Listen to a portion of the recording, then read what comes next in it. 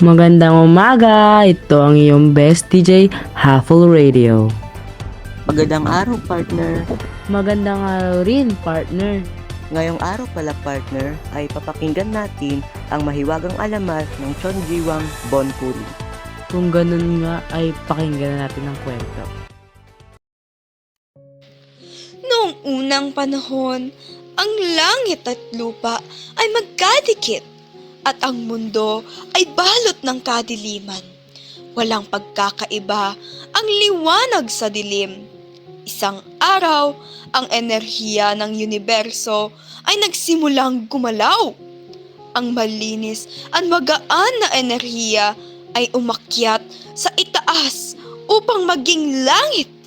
At ang mabigat at maduming enerhiya ay bumaba upang maging lupa. Sa gitna ng kaguluhang ito, lumitaw si Chongjiwan, ang hari ng langit at lupa. Upang ayusin ang mundo, nagpatubo siya ng mga asul na hamog sa silangan, puting hamog sa kanluran, pulang hamog sa timog, at itim na hamog sa hilaga. Andito ako upang waksan ang kalupitan sa mundong ito. Si Chonjiwang ay nais nang itigil ang kalupitan at kasakiman ng taong nagngangalang Sumyong Jangja. Walang sino man ang makakapigil sa akin sa pagpapakalat ng kasamaan. Kung ganun nga ako ang tatapos sa iyong kasamaan. Dadaan ka muna sa aking hukbo at sandatahang lakas. Nagsimula ang madugong labanan sa dalawang hukbo. Hindi ako susuko. Isa kang duwag, Somyong. Halika rito at ako ang haharapin mo. Kung ngayon ang nais mo, halika at magtunggali tayo sa gitna ng labanan. Nagpakita ang dalawa ng malalakas na kakayahan at kapangyarihan. Ngunit, mas lamang ang kakayahan ni Chonjiwang kaysa kay Sumyong. Wala ka na magagawa pa. Isuko mo na ang iyong sarili upang di ka na lalo pang masaktan. Ngunit ang isang tulad ko ay di tumatanggap ng pagkatalo. Kung ganun nga, wala na akong papapilian pa kundi ang paslangin ka. At sa huli, napagtagumpayan ni Chonjiwang ang tunggalian sa pagitan ng masamang puwersa at kabutihan. Ops, cut muna. Maunting astang handog ng Kopi Ko Blanca. Ito ang Kopi Ko Blanca. Delicious pa? Gentle din sa tummy. Sweet na Kopi Ko Blanca. Creamy, gentle din sa tummy. Talagang creamy nga ang kape sa ads pa lang. Ituloy na ang ating tula, partner. At sa kabilang dako, si Chonjiwang ay nanuluyan muna sa tirahan ni na Grandma Baekjo habang siya ay nasa lupa pa at dito niya nakilala ang anak nito na si Chongmyong. Tao po. O iho, bakit ka pala naparito? Maaari po bang dito muna ako manuluyan?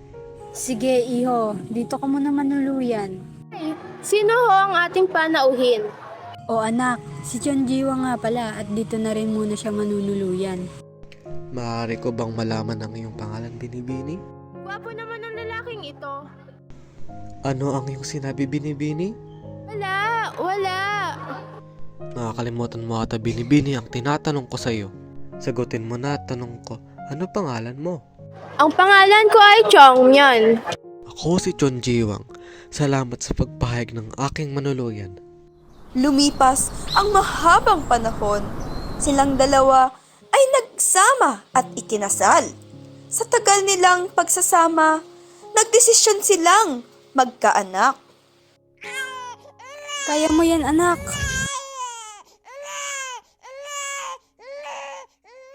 Naging matagumpay ang pagsilang ni Chongmyon sa kambal na sanggol ng nagngangalang Sobyol Wang at Daebyo Wang. Malulusog na kambalang na iluwal mo anak. Kay gandang pagmasdan. Lumipas ang mahabang panahon at lumaki na ang kambal. Madilaw na ang damit ko. Ayaw mo na ba sa madilaw na damit? Ito ang Ariel Power Gel. Tanggal ang 99% na dilaw sa damit mo. Mukhang bago na siya tignan. At mabango pa. Ito ang Ariel Power Gel. Mabibili lang sa murang halaga. Ay, ang bango nga. At mukha pa malinis.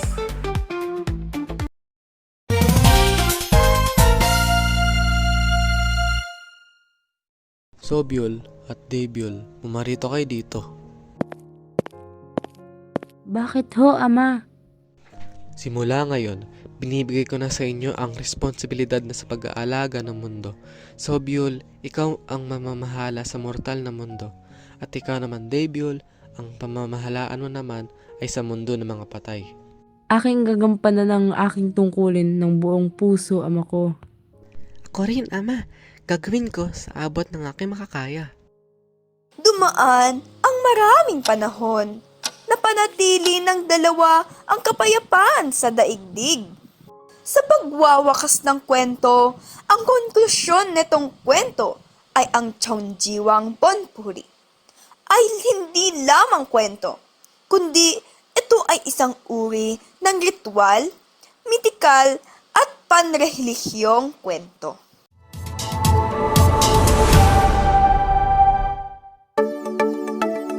Apakagandang storya nga ito, partner. Oo nga partner, at may nakuha pa tayong magandang aral.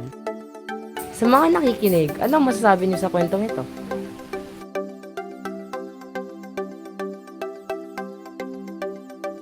Si Cheonji Wang, isang kilalang tauhan sa mitolohiyang Koreano, ay kumakatawan sa isang marangal na pagsasanib ng kapangyarihan at misteryoso. Ipinapahalaga bilang Diyos ng Langit. Ang kanyang kwento ay malalim na nakaugnay sa mga sinaunang tradisyon ng Korea na sumasagisag sa koneksyon sa pagitan ng langit at lupa. Ang kanyang presensya ay nag-uugnay sa mga makalangit at makalupang kaharian na nagbibigay ng sulyap sa espiritual na pundasyon ng kulturang Koreano. Ang mga kwento ni Cheonji Wang ay isang mayamang hinabi ng lokal na alamat, impluwensyang Taoist at mga tradisyon ng shamanismo. Oops! Bago natin tapos ng programa, alam mo, may mga pag-ibig talagang hindi natalo ng kakulangan ng pagmamahal, kundi ng tadhana. Si Cheonji Wang, minahal niya ng buo, pero kahit hari ng langit, hindi niya kayang labanan ng kapalaran. Minsan, kahit ibigay mo ng lahat, oras, tiwala, sarili, may mga taong hindi pa rin sa'yo uuwi. Para sa mga minahal pero iniwan, para sa mga Cheonjiwang na pinilang magpalaya, ito ang kanta para sa mga pusong marunong magmahal, kahit hindi minahal pabalik.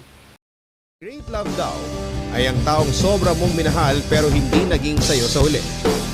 Siya yung kahit lumipas na ang mahabang panahon ay nananatili pa rin siya sa iyong puso at hindi mo siya makalimutan. Ngunit paano kung ang taong minahal mo ng sobra na matagal nang nawala ay muling mong natagpuan? Handa ka bang ipaglaban siya kahit nararamdaman mong muli siyang mawawala at magpapaalam?